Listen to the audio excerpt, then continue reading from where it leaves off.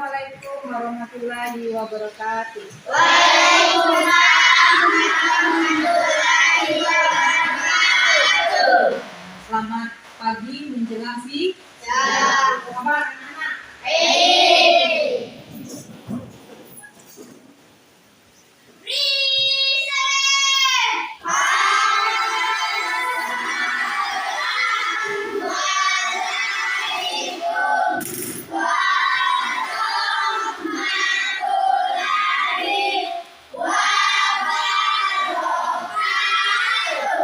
Waalaikumsalam warahmatullahi wabarakatuh. Sebelum kita mulai pelajaran, mari sama-sama kita berdoa.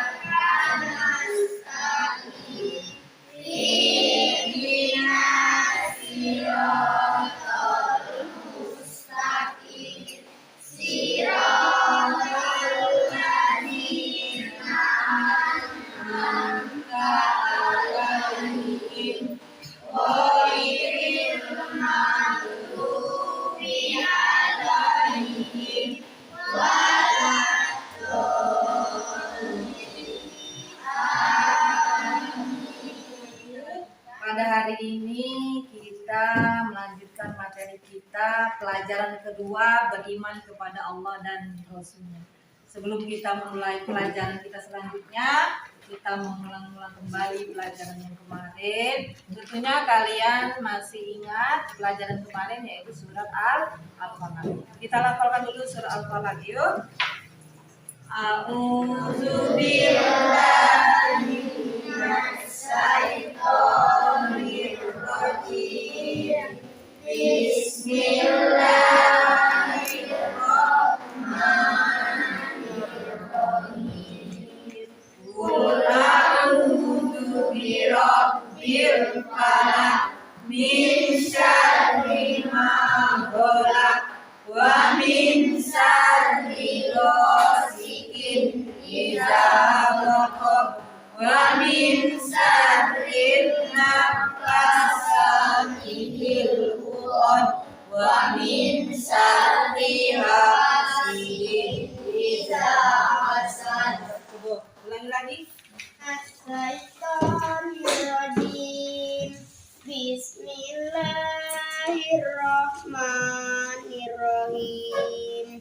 Qul a'udzu birabbil falaq min syarri ma khalaq wa min syarri ghasiqin idza waqab wa min syarri naffasati fil 'uqad wa min syarri hasidin idza hasad. Nah, itulah surat Al-Falaq. A'udzu birabbil falaq min syarri ma khalaq wa min syarri ghasiqin idza waqab wa min syarri naffasati fil 'uqad wa min syarri hasidin idza hasad. Al-Falaq itu adalah waktu subuh. Dari subuh sampai ke malam harinya kita dijaga oleh Allah Subhanahu wa taala dari makhluk-makhluk. Pada pagi hari ini kita melanjutkan materi kita, pelajaran kedua. Pelajaran kedua itu beriman kepada Allah.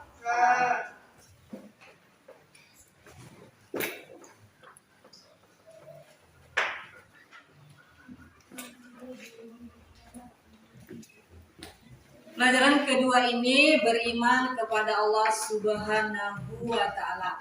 Nah, beriman kepada Allah, rukun iman itu ada 6. Yang pertama beriman kepada Allah, yang kedua beriman kepada malaikat, yang ketiga beriman pada kitab, yang keempat beriman pada Rasul, yang keempat beriman pada akhir-akhir, dan yang keenam beriman kepada qudur ibadahnya. Jadi beriman kepada Allah Subhanahu wa taala ini termasuk rukun iman yang pertama. Nah, di sini sebelum kita melanjutkan beriman kepada Allah, kita harus tahu dulu arti iman.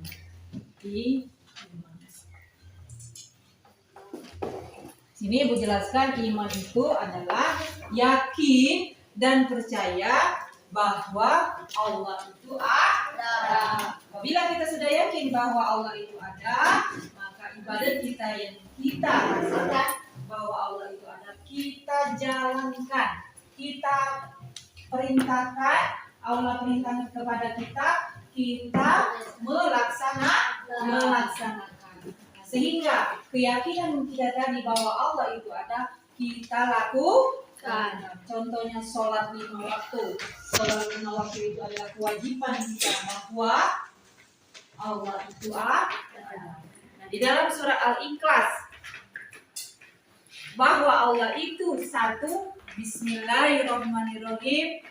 Qul huwallahu ahad, Allahus samad, lam yalid wa lam yulad wa lam yakul lahu kufuwan ahad. Kita menjalankan perintah Allah itu ada di dalam hati kita. Apabila kita sudah patri bahwa Allah itu ada, kita menjalankan perintahnya. Nah, setelah kita mengetahui bahwa Allah itu ada, baru kita bisa mengenal Allah. Bagaimana kita bisa mengenal Allah? Mengenal Allah melalui alam semesta. Allah menciptakan makhluk-makhluk, manusia dan makhluk gaib. Nah, setelah itu untuk mengenal Allah itu melalui Al-Quran. Al-Quran adalah pegangan hidup manusia di dunia dan di akhirat. Al-Quran adalah bacaan. Al-Quran adalah firman yang Allah turunkan melalui Nabi Muhammad Sallallahu Alaihi Wasallam untuk memberikan pedoman kepada manusia di dunia dan di akhirat. Al-Quran ini adalah sebagai petunjuk untuk manusia agar manusia itu jangan menjadi manusia yang sesat.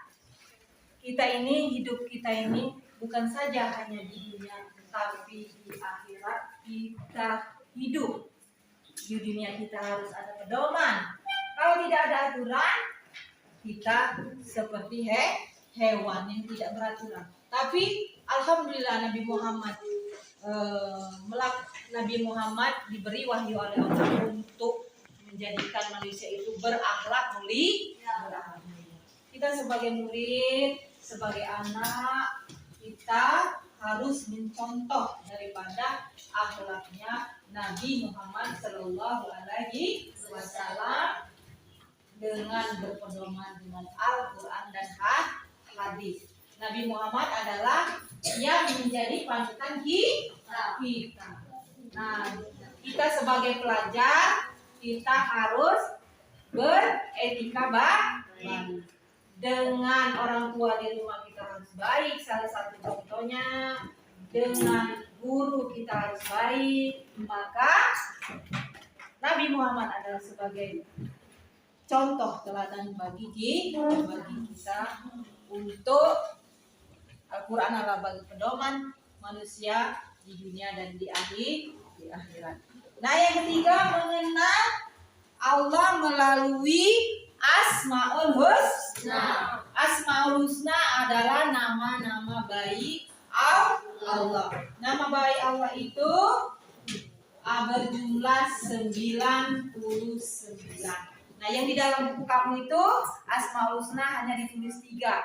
Yang pertama Al-Adlu, yang kedua Al-Basir, yang ketiga Al-Aziz. Itu semuanya nama baik Allah. Untuk mengenal Allah dengan mengenal Asmaul Husna. Nah, pelajaran yang Ibu terangkan tadi, siapa yang mau bertanya silakan. Bu, apa yang dimaksud dengan makhluk nyata? Nah, makhluk nyata itu adalah makhluk seperti kita ini, manusia yang nampak, yang nyata, yang kelihatan. Allah menciptakan manusia adalah makhluk yang nyata. Allah menciptakan manusia itu adalah makhluk yang sempurna. Apa yang dimaksud sempurna itu? Manusia itu ada akal, Berbeda dengan hewan. Kalau hewan itu tidak ada akal, tapi dia punya nafsu. Nah, jadi Allah itu memberikan manusia adalah makhluk yang paling sempurna. Nah, siapa lagi yang mau bertanya? Ayo. Apa tujuan Al-Quran diturunkan? Al-Quran itu tujuan Al-Quran diturunkan itu untuk menjadi pegangan pedoman manusia hidup di dunia dan di akhirat mengarah dengan perbuatan baik. Kita hidup ini bukan saja di dunia, tapi di akhirat kita masih mendapat apa yang kita lakukan selama di dunia. Akhirat itu adalah nyata. Mungkin itu saja pelajaran pada hari ini. Materi kedua yaitu mengenal Allah melalui alam semesta. Yang kedua melalui Al-Quran. Mengenal Allah melalui Asmaul Husna. Ditutup pelajaran pada pagi hari ini dengan mengucapkan Alhamdulillahirabbil alamin.